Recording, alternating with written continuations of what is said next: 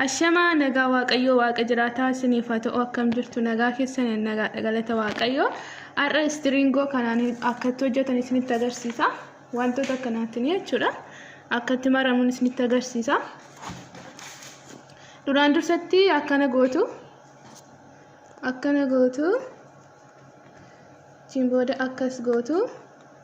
isinitti mul'ata ramiti achiin akkas gootu kana achiin kana akkas gootu bakka nama dhibu qallaalidha kan akkasitti maruudha bolota ko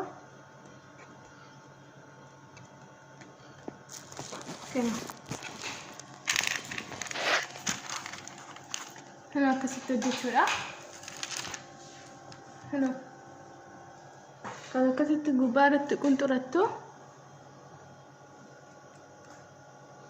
sinin jedha subscribe like share taasisa Ramadan dhiyaate jiran sinin jedha obboloota ko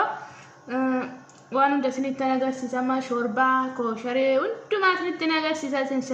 share like godha subscribe taasisa sinin jedha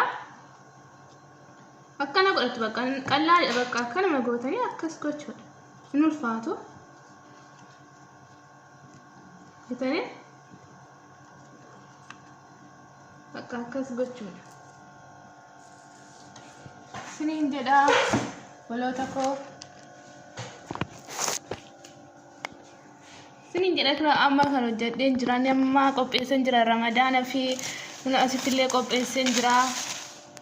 kuna asittillee akkasitti qopheessan jira amma freezerii keessan kaa baay'ee hojjedheen jira sinin jedha bolota ko waan hundumaa isinitti agarsiisa waan nagabarii hundumaa booda sinifan kaasan sinifan waraaba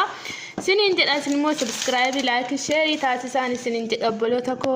baay'ee isin jaaladha heebbifama